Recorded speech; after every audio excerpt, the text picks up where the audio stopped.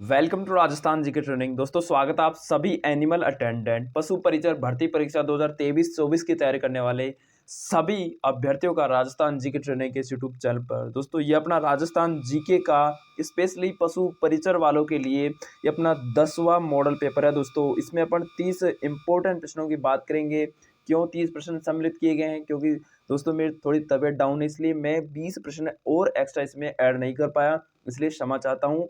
आज की इस वीडियो में मैं आपके 30 प्रश्नों का इंपॉर्टेंट प्रश्नों का टेस्ट लूंगा। देखते हैं आप कितने प्रश्नों का हल कर पाते हैं।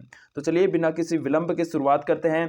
पहला प्रश्न अपना मॉडल पेपर का है कि मुख्यमंत्री लघु उद्योग प्रोत्साहन योजना का उद्देश्य क्या है? तो दोस्तों मुख्यमंत्री लघु उद्योग प्रोत्साहन योजना का मुख्य उद्देश्य आपसे पूछ ले तो आपको बताना है प्यारे साथियों। जी हाँ दोस्तों, बताना है आपको उपक्रमों की स्थापना करना तथा नए रोजगार अवसर उपलब्ध करवाना, दोनों। ठीक है, उपक्रमों की स्थापना करना एवं नए रोजगार अवसर उपलब्ध करवाना, यह अपने मुख्यमंत्री मुख्यमंत्री लघु प्रोत्साहन योजना का मुख्य उद्देश्य है।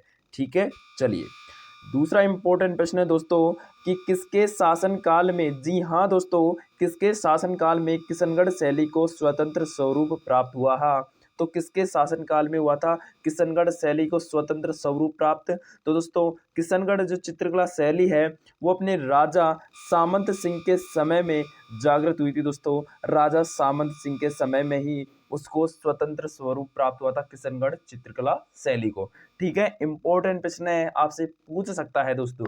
ठीक है, यही शासक थे जिनको चित्रकला में अधिक प्रेम था। ठीक है, किशनगढ़ में। ठीक है, चलिए तीसरा महत्वपूर्ण प्रश्न है कि निम्न में से कौन सा राजस्थान का पहला कोयला आधारित विद्युत उत्पादन संयंत्र है? दोस्तों तो पहला कोयला आधारित विद्युत उत्पादन संयंत्र कौन सा इसमें से बता दीजिए दोस्तों। राजस्थान का पहला कोयला आधारित विद्युत संयंत्र इंपोर्टेंट है, विद्युत उत्पादन संयंत्र कौन सा आ जाएगा? जी हाँ बिल्कुल सही कहा आपने, सही कहा आपने दोस्तों, कोटा सुपर तापीय विद्युत संयंत्र। जी हाँ दोस्तों, कोटा सुपर तापीय विद्युत संयंत्र अपने राजस्थान का पहला कोयला आधारित विद्युत उत्पादन संयंत्र है दोस्तों। ठीक है, चलिए चौथा इंपॉर्टेंट प्रश्न है, शीला देवी का मंदिर किस किले में अवस्थित है? दोस्तों ये कछवाहा राजवंश की आराध्य देवी है दोस्तों, शीला देवी। शीला देवी अपने कछवाहा राजवंश की आराध्य देवी है दोस्तों, और कछवाहा राजवंश की जो आराध्य देवी शीला देवी है, उस जो इसका जो मंदिर है दोस्तों ये अपने आमेर फोर्ट में है दोस्तों। कहाँ पे है? आमेर के किले में है दोस्तों। ठीक है, आमेर के किले में है। और कछवाहा राजवंश की जो कुलदेवी है दोस्तों वो जमवाई माता है, जो जमवा रामगढ़ जयपुर में पड़ती है। ठीक है, जयपुर में उसका स्थान है जमवा रामगढ़ में। ठीक है, चलिए पांचवा इंपॉर्टेंट प्रश्न साथियों कि राजस्थान में पंचायती राज व्यवस्था का शुभारंभ किस पंचवर्षीय योजना के अंतर्गत किया गया था? जी हाँ दोस्तों, राजस्थान में पंचायती राज व्यवस्था का शुभारंभ किस पंचवर्षीय योजना के अंतर्गत किया गया था? तो पंचायती राज व्यवस्था का शुभारंभ सबसे पहले दोस्तों झालोर जिले से शुरू हुआ था।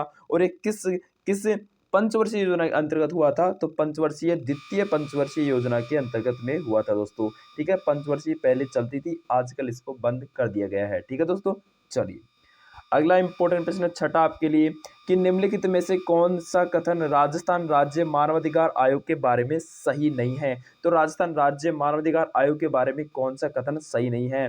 पहला कथन है कि यह एक बहुसदस्यीय निकाय है जिसमें अध्यक्ष व दोनों अन्य सदस्य होते हैं। जी हाँ बिल्कुल सही है।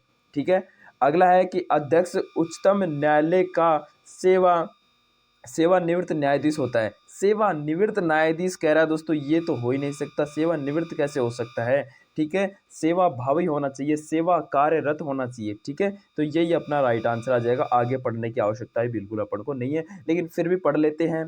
सी है कि अन्य सदस्य उच्च न्यायालय अथवा जिला न्यायालय के न्यायाधीश अथवा मजिस्ट्रेट हो अथवा रहे हो, बिल्कुल ये हो सकता है। बस बट शर्त यह है कि सेवानिवृत्त नहीं होने चाहिए। ठीक है, रिटायरमेंट वाले नहीं होने चाहिए। ठीक है, ऑप्शन नंबर डी अध्यक्ष व अन्य सदस्यों की नियुक्ति गवर्नर द्वारा की जानी चाहिए, बिल्कुल होनी चाहिए। ठीक है, तो अपने ऑप्शन नंबर बी ही इसका राइट आंसर आ जाएगा। सातवां प्रश्न है, वर्तमान में राजस्थान में नगर निगमों की कुल संख्या कितनी है? जी हाँ दोस्तों, वर्तमान राजस्थान में नगर निगमों की कुल संख्या की बात करें तो 10 नगर निगम है राजस्थान के अंतर्गत। ठीक है, चलिए अगला 8वां प्रश्न है कि निम्नांकित में से राजस्थान के कौन से जिले से होकर कर्क रेखा गुजरती है। इंपॉर्टेंट प्रश्न है, बिल्कुल सरल प्रश्न है दोस्तों। राजस्थान के कौन से जिले से होकर कर्क रेखा गुजरती है, इसका सही जवाब आपको देना है। जी हाँ, आपने सही सोचा, बांसवाड़ा। ठीक है, बांसवाड़ा और डूंगरपुर जिले से होकर गुजरती है, लेकिन इसमें बांसवाड़ा है, बांसवाड़ा अपना राइट आंसर आ जाएगा। ठीक है, 9वां प्रश्न है दोस्तों कि किस किसान आंदोलन के संदर्भ में ट्रेच आयोग का गठन किया गया था। तो कौन सा किसान आंदोलन था, उनके कौन से किसान आंदोलन आंदोलन किस किसान आंदोलन के संदर्भ में ट्रेच आंदोलन का गठन किया गया था। तो ये किया गया दोस्तों बेगू किसान आंदोलन के संदर्भ में। ठीक है, बेगू आंदोलन के द्वारा, ठीक है, ट्रेच आयोग का गठन किया गया था। ठीक है, चलिए 10वां प्रश्न है कि महाराजा श्री उम्मेद मिल्स राजस्थान में कहाँ स्थित है दोस्तों। श्री उम्मेद मिल्स राजस्थान में पूछ ले तो ये अपने पाली में है दोस्तों। महाराजा श्री उम्मेद मिल्स राजस्थान में कहाँ है, पाली में है। ठीक है, पाली जिले में है। 11वां प्रश्न है उस प्रतिहार शासक का नाम बताइए जिसने न केवल अरबों के आगे बढ़ने पर अंकुश लगाया, यानी कि ठहराव लगाया, उनको आगे बढ़ने नहीं दिया, बल्कि अनेक शासकों को उनके आधिपत्य से भी मुक्त किया। तो ऐसे प्रतिहार शासक का नाम आपसे पूछ ले दोस्तों, तो आपको बताना है नागवट प्रथम। जी हाँ दोस्तों, प्रतिहार शासकों से संबंधित एक प्रश्न जरूर पूछा जाता है और नागवट प्रथम इसमें से फेवरेट है दोस्तों। ठीक है, ये वे प्रतिहार शासक थे जिन्होंने अरबों के आगे घुटने नहीं टेके थे दोस्तों। ये नागवट प्रथम थे दोस्तों। ठीक है, चलिए 12वां प्रश्न है साथियों, जोधपुर का प्रसिद्ध बादला निम्न में से क्या है। दोस्तों बादला क्या है, तो बादला क्या है, क्या लकड़ी का मंदिर है, क्या जस्ते से बने पानी का पात्र है, क्या जरी साड़ी है, या फिर पोमचा है। जी बिल्कुल, ऑप्शन नंबर बी आपका सही आंसर आ जाएगा। जस्ते से बना पानी का पात्र को दोस्तों जोधपुर में बादले के नाम से फेमस है दोस्तों। बादला के नाम से फेमस है जस्ते से बना पानी का पात्र। ठीक है, बादले नाम से ही बिकता है और बादला ही नाम से फेमस है दोस्तों। ठीक है, चलिए 13वां प्रश्न है कि जोधपुर के जसवंत थड़ा का निर्माण किसके द्वारा करवाया गया था, जिसको राजस्थान का ताजमहल कहा जाता है। बिल्कुल दोस्तों, जोधपुर के जसवंत थड़ा का निर्माण किसके द्वारा करवाया गया था, ये आपको बताना है। बिल्कुल सही जवाब महाराजा सरदार सिंह के द्वारा करवाया गया था साथियों। महाराजा सरदार सिंह के द्वारा जसवंत थड़ा का निर्माण किया गया था, जिसको राजस्थान का ताजमहल भी कहा जाता है। ठीक है, चलिए अगला प्रश्न है कि अरावली की दूसरी सबसे ऊंची चोटी कौन सी है। अरावली की पहली पूछ ले तो गुरु शिखर, दूसरी आपसे पूछ ले तो शेरगढ़। ठीक है, दूसरी आपसे पूछ ले तो शेरगढ़। ठीक है, वैसे गुरु शिखर सबसे ऊंची चोटी है अरावली की। ठीक है, लेकिन सेकंड चोटी कौन सी है, शेरगढ़ है। ठीक है, चलिए 15वां इंपॉर्टेंट प्रश्न है, जलवायु से संबंधित प्रश्न है कि राजस्थान में निम्नलिखित जलवायु प्रदेशों में से कौन सा सबसे कम वार्षिक वर्षा प्राप्त करता है। तो इस टॉपिक को आपको अच्छे से पढ़ना है दोस्तों। जलवायु इंपॉर्टेंट है और ऐसे प्रश्न जलवायु से पूछे ही जाते हैं।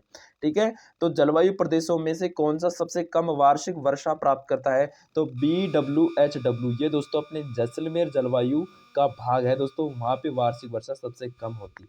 ठीक है, चलिए अगला प्रश्न है 16वां कि गोविंद गिरी की गतिविधियों का केंद्र 1911 एवं 1912 में क्या कौन सा था। तो क्या ईडर था, या सूत था, या बेड़सा था, या खेड़ा था। तो गोविंद गिरी की गतिविधियों का केंद्र 1911-12 में कौन सी जगह थी दोस्तों, वो थी बेड़सा।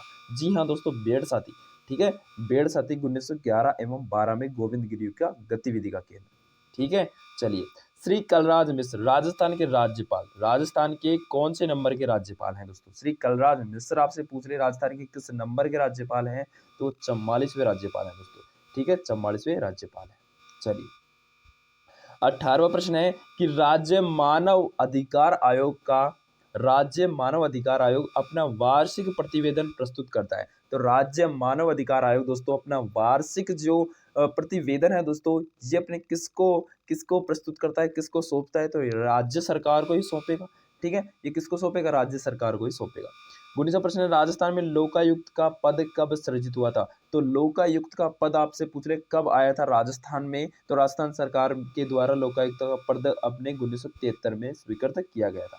ठीक है, चलिए 20वां प्रश्न है कि राजस्थान के हेमांग जायसवाल के खिलाड़ी हैं। तो हेमांग जायसवाल दोस्तों अपने राजस्थान के प्रसिद्ध जूडो खिलाड़ी हैं दोस्तों। कौन है, जूडो खिलाड़ी है हेमांग जायसवाल। ठीक है, चलिए 21वां प्रश्न है निम्नलिखित में से किस एक अभिकरण ने कालीबंगा के उत्खनन कार्य का उत्तरदायित्व संभाला था। तो किसके द्वारा संभाला गया था कालीबंगा के उत्खनन कार्य का दायित्व। तो किस अभिकरण के द्वारा संभाला गया था दोस्तों? तो ये संभाला गया था भारतीय पुरातात्विक सर्वेक्षण नई दिल्ली के द्वारा इस कार्यभार को संभाला गया था। ठीक है, और तो कौन संभालेगा? ठीक है, चलिए अगला प्रश्न है प्यारे साथियों, 22वां प्रश्न है कि राजस्थान के निम्न में से किस जिले को राजस्थान नगरीय आधारभूत विकास परियोजना के प्रथम चरण में सम्मिलित नहीं किया? तो राजस्थान के कौन सा जिला है जो राजस्थान नगरीय आधारभूत विकास परियोजना के प्रथम चरण में सम्मिलित नहीं हुआ? तो दोस्तों ये प्रश्न आपसे पूछ ले तो आपको बताना है अलवर जिला। जी बिल्कुल दोस्तों, अलवर जिला। ठीक है, कोटा जिला सम्मिलित है, उदयपुर है, बीकानेर है, लेकिन अलवर इसमें शामिल नहीं है। चलिए 23वां प्रश्न है दोस्तों, तारकशी के आभूषण जिनको जेवर भी बोलते हैं किस स्थान के प्रसिद्ध है? तो तारकशी के आभूषण आपसे पूछ ले तो नाथ द्वारा के हैं दोस्तों, नाथ द्वारा राजसमंद के प्रसिद्ध है तारकशी के आभूषण। ठीक है, अगला मालपुरा करौली का मैदान भाग क्या कहलाता है? क्या लूणी बेसिन का भाग है वो, क्या चंबल बेसिन का भाग है, क्या माही बेसिन का, या फिर बनास बेसिन का? तो मालपुरा करौली, जी हाँ दोस्तों, जी हाँ, मालपुरा करौली सॉरी, मालपुरा और करौली मैदान किसके भाग है? चंबल बेसिन के भाग है दोस्तों, चंबल बेसिन के भाग है मालपुरा करौली मैदान के भाग। ठीक है, चंबल बेसिन के भाग है। 25वां प्रश्न है कि राजस्थान में सूखा संभाव्य क्षेत्र कार्यक्रम का संबंध किस गतिविधि से नहीं है? तो किस गतिविधि से नहीं है ये इस कार्यक्रम का संबंध दोस्तों? मिट्टी व नमी का संरक्षण करने से संबंधित ये कार्यक्रम है। जल संसाधनों का विकास से संबंधित ये कार्यक्रम बनाया गया है दोस्तों, वृक्षारोपण से संबंधित, लेकिन गरीबी निवारण से संबंधित ये कार्यक्रम नहीं है। इससे संबंधित कई सारे कार्यक्रम चलाए जा रहे हैं। ठीक है, लेकिन ये सूखा संभावित क्षेत्र कार्यक्रम से संबंधित नहीं है। 26वां प्रश्न है कि राजस्थान के किस संप्रदाय के लोक पुरुषों द्वारा अग्नि नृत्य किया जाता है? तो राजस्थान के किस संप्रदाय के लोक पुरुषों द्वारा अग्नि नृत्य किया जाता है? तो इसके बारे में अपन को बताना है। तो बताना है जसनाती सिद्ध संप्रदाय के द्वारा। ठीक है, जसनाती संप्रदाय के द्वारा दोस्तों अग्नि नृत्य किया जाता है। इस पे क्या होता है कि अग्नि के कोयलों पर ऊपर चढ़कर नृत्य किया जाता है इस संप्रदाय में। ठीक है, चलिए 27वां प्रश्न है साथियों कि राजस्थान का प्रसिद्ध पुष्कर मेला हिंदू पंचांग के किस माह में लगता है? तो प्रसिद्ध पुष्कर मेला दोस्तों आपसे पूछ ले तो किस माह में लगता है? तो कार्तिक माह में लगता है पुष्कर मेला। ठीक है, 28वां प्रश्न है बूंदियम कोटा क्षेत्र में कौन सी बोली बोली जाती है? जी हाँ दोस्तों, कोटा और बूंदी क्षेत्र में कौन सी बोली बोली जाएगी? बिल्कुल बिल्कुल हाड़ौती बोली जाएगी। ठीक है, कोटा बूंदी झालावाड़, कोटा बूंदी झालावाड़ में हाड़ौती बोली बोली जाएगी। 29वां प्रश्न है दोस्तों, बीकानेर जिले से प्रवाहित होने वाली नदी का नाम क्या है दोस्तों? तो बीकानेर में दोस्तों ना ही कातली नदी बहती है, ना ही घग्गर नदी बहती है, और ना ही मंथा नदी। तो इनमें से कोई नहीं आ जाएगा। 30वां प्रश्न है कि नागौर जिले में कौन सी झील स्थित नहीं है दोस्तों? तो नागौर जिले में इनमें से कौन सी झील स्थित नहीं है? डीडवाना है, कुचामन है, डेगाना है, लेकिन रेवासा अपने नागौर में स्थित नहीं है दोस्तों। ठीक है, लास्ट एंड फाइनल प्रश्न आपके लिए दोस्तों, निम्नलिखित में से किस सभ्यता में आवास एवं बस्तियां बनाने में ईंटों का प्रयोग नहीं होता था? तो किस सभ्यता में नहीं होता था बता दीजिए। नूह में हुआ है, पीलीबंगा में हुआ है, कालीबंगा में। गणेश्वर सभ्यता में ईंटों का प्रयोग नहीं हुआ है। ठीक है दोस्तों, तो ये थे इंपॉर्टेंट 30 या 31 प्रश्न जो आपकी आने वाली प्रतियोगी परीक्षाओं की दृष्टि से महत्वपूर्ण साबित होने वाले हैं। वीडियो अच्छी लगी हो तो लाइक करना, चैनल को सब्सक्राइब जरूर कर लेना, क्योंकि जब भी मैं वीडियो डालूँ उसका नोटिफिकेशन आपके पास पहुंच जाए। थैंक यू, धन्यवाद।